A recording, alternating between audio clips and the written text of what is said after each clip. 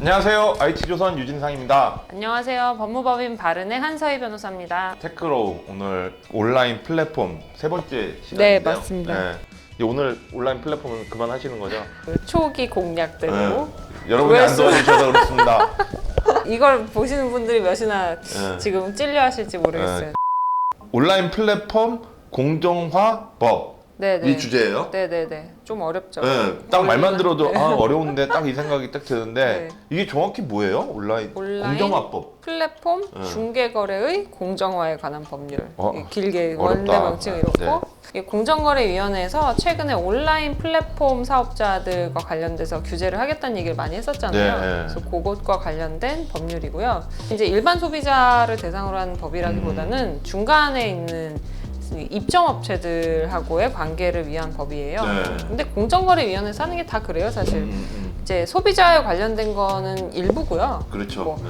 플랫폼에 입점하는 사업자들하고 네. 플랫폼 사업자들 사이에서 어떤 일을 어떻게 해야 되냐, 어떻게 공정하게 거래를 해야 되냐, 요거에 관련된. 기업 간 거래에 있어서 네, 공정하게 하자 이런 네, 취지인 맞습니다. 거잖아요. 그렇지만 인앱 결제 같은 건 딱 적용돼요. 그 에픽 게임즈랑 뭐 구글하고 이렇게 생각하면 에픽 게임즈가 거기서 결제를 이용하는 입점업체잖아요. 플레이스토어 입점업체들은 네.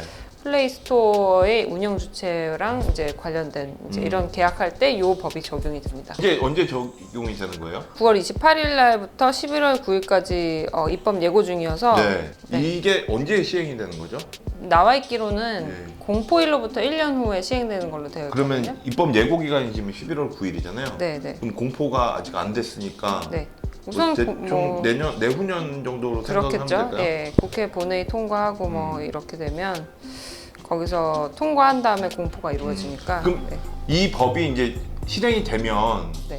어떤 게 바뀌게 될까요? 여러 가지가 바뀔 수 있는데 막 직접 소비자들한테 바뀐다기보다는 네. 중간 사업자들은 우선은 여기 나와 있는 대로 계약서 같은 것들을 반드시 작성하고 교부해야 되는 상황이 생기고. 그 계약서라는 게 그 네이버 같은 플랫폼 업체와 거기에 입점하는 업체들이 네, 계약서를 네, 써야 된다는 네. 말씀이시죠? 그리고 거기서 계약서 상에 구체적인 뭐 내용들을 반드시 명시하도록 되어 있는 게 있어요. 뭐 예를 네. 들면 거기서 검색 순위 같은 게 나오거나 하면 그걸 어떤 기준에 의해서 그 검색 순위를 노출시키는 건지 뭐 이런 부분들까지도 명시하도록 되어 있어요. 얼마 전에 네이버에서 국감에 나와서 네이버 쇼핑 때문에 문제가 좀 네, 있었잖아요. 네, 네.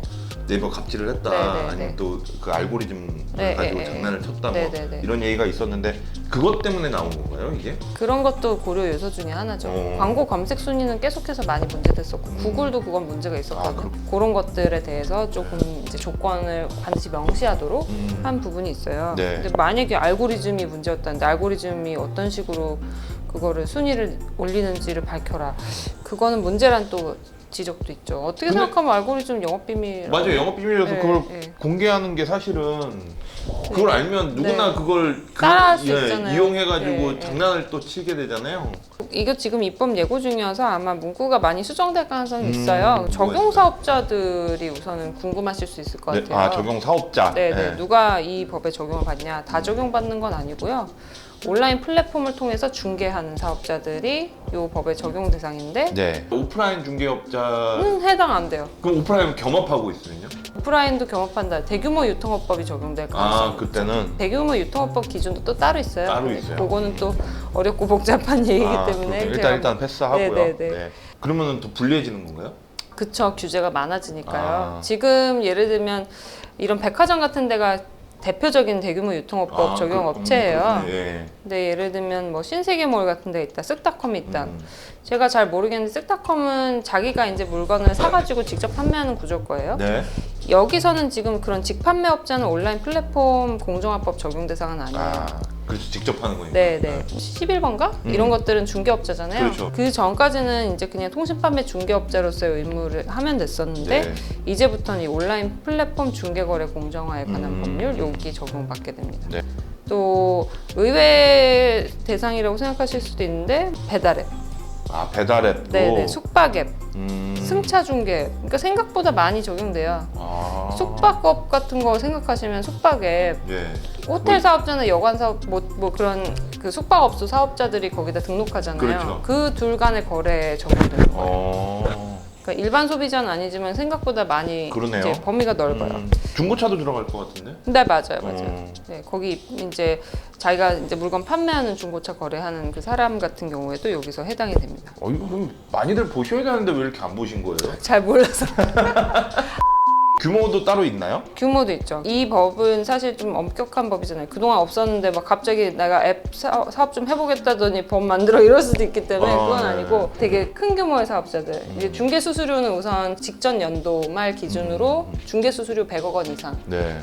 또는 판매액 1000억 원 이상. 사실 영세 사업자들은 거의 해당은 안 되죠. 그렇지만 입점업체들하고 거래를 갖고 있는 뭐 예를 들면 숙박업 앱 같은 거 많지 않잖아요. 야땡땡. 야놀자. 네. 그런 데는 바로 적용되니까 이제 그런 면에서는 약간 이전과 다르게 혜택을 받는 사람들도 좀 늘어날 수 있죠. 네. 국내에서 거래가 이루어지면 내가 국내에 있는 사업자랑 국내 소비자 연결해 준다. 그러면 그 온라인 플랫폼 중개업자의 중거지가 외국이라도 네. 적용이 됩니다. 그럼 만약에 국내에 있는데 네. 국내에 있는 곳과 해외를 연결하면 해외 사업자요? 그러면 필요 없어요? 그거는 여기 법엔 적용 안 돼요. 적용 안 되고요? 국내 업체를 해외로만 연결시켜준다? 이땐 적용 안 되고 국내 업체랑 국내 소비자를 연결할 때. 연결하는데 내가 외국에 있어도 적용이 된다? 네네네. 여태까지는 그게 좀 애매했거든요. 그렇죠. 최종 소비자가 누구냐에 따라서 갈리는 거네요. 어떻게 이행을 해야 되는 거죠? 계약 조건 같은 것들에 있어서 아까 말씀드린 계약서 작성과 교부 의무가 있으니까 이제 사업자가 계약서를 반드시 내용 포함해서 필수 기재 사항을 넣어서 그 계약서를 이제 주고 거기에 따라 사인을 꼭 받아야 되는 약간 이런 내용이 있어요. 물론 이거는 이전에도 있었을 것 같긴 한데 이제 네. 계약서에 필수 기재 사항이 들어간다는 게 달라지겠죠. 불공정한 조건을 내걸고 계약을 할 수도 있잖아요. 나한테만 입점해라. 네. 나한테 입점하면 다른 데 입점 못한다. 그런 거 이제는 하지 못하도록 하게 되면 그거를 이제 반드시 계약서에 명시를 해야 된다는 네. 거예요. 처음 계약 체결할 때부터 중간에 못하게 하면 안 되고 그리고 판매 과정에서 발생한 손해와 관련해서도 이게 되게 불분명하잖아요. 사실은요. 누구 때문에 이런 손해가 발생했는지 뭐 갑자기 온라인 플랫폼이 안 돼서 이게 손해가 발생할 그렇죠. 수도 있는 건데 뭐 납품업체 잘못으로 또 손해가 발생할 수도 있고 이때는 이제 손해 분담 기준 명확하게 그쪽에 떠넘기지 못하게 뭐 그런 것들도 반드시 명시하도록 이제 사전에 계약서에 적어서 교부를 해야 되고 네. 뭐 이런 것들은 조금 주의할 필요가 있는데요. 소비자가 이때 이용해서 소비자가 온라인 플랫폼 이용하는 과정에서 생성된 정보를 입점업체가 받을 수 있는지 여부. 이거는 이제 그것도 데이터 관련된 거죠. 개인정보. 개인정보 이슈도 있고 개인정보는 이제 동의를 다 받으면 사실 공유는 할 수 있죠. 입점업체에게도 제공한다는 건 개인으로부터 동의를 받으면 되는 문제인데 플랫폼 입장에서는 이게 사실 데이터가 돈이잖아요. 그렇죠. 그러니까 입점업체 내지는 다른 경쟁업체랑 공유하고 싶지 않을 수 있죠. 근데 입점업체 입장에서는 자기네의 상품을 사용하는 소비자의 성향이나 소비자들의 분포를 보고 그거를 이용하고 싶을 수 있는데 바로 제공을 받지 못하면 사야 되겠죠. 그 업체로부터. 뭐 그런 것들을 이제 미리 알려줘야 되고 이제 이거는 이전에 이제 소비자에 대해서는 다 있었는데 사전 통지 의무가 있어요. 계약을 변경하거나 해지하거나 이럴 때는 사전에 이제 통지를 반드시 해야 되고 불리한 변경도 사전 통지를 해야 되는 부분들이 있고 뭐 이거는 그냥 이전에 있던 거하고 별반 다를 건 없는 거네요. 그럴 수는 있죠. 약관규제법에 있던 내용이라고 생각하시면 되는데 이제 소비자에 대해서는 좀 강하게 이제 많이 보호가 됐었지만 전자상거래법도 있고 그 중간 사업자에 대해서는 이 전자상거래법 적용이 안 되니까 이게 조금 애매한 부분이 있었어요. 그래서 그거를 명확하게 해주고 만약에 이 절차를 안 지켰다 여기에 의미가 있는데 안 지켰으면 통지 자체가 무효입니다. 그렇게 되는군요. 그리고 거래상 우월적 지위 남용은 항상 금지하라고 막 하잖아요. 그 유형이 이 온라인 플랫폼 사업에 맞게 조금 세분화되고 좀 더 이제 정치해졌다, 정밀하게 규정이 됐다 이런 부분들이 있습니다. 이게 계약서를 쓸 때요. 네. 보통 표준 계약서라는 게 있잖아요. 네네. 이것도 그럼 공정위에서 표준 계약서를 마련해서 이제 네네. 하게 되는 건가요? 네, 앞으로 만들겠다고 지금 얘기를 하고 있는 상황이에요. 표준 계약서가 생기면 좀 표준 계약서를 반드시 써야 되는 건 아닌데 그걸로 공정성이 보장이 되는 거죠. 그 또 저번에 말씀하신 것처럼 표준 괜히 약관하고 남의 거 카페에서 네. 불공정한 건데 막 모르고 쓰실 수도 있고. 오늘까지 이제 온라인 플랫폼 관련한 사업자들을 위한 법안에 대해서 얘기를 해봤고요. 다음 주부터 우리 테클로우 살짝 변화를 좀 주려고 해요. 네네. 이제 다음 주부터는 라이브로 내보내려고 하는데 그러다 보니까 이 방송이 나가는 날 아마도 라이브가 먼저 나갈 수도 있을 것 같아요. 아, 그렇네요. 네, 그래서 네, 네. 최대한 빨리 해가지고 하루 전에 내보내도록 하겠습니다.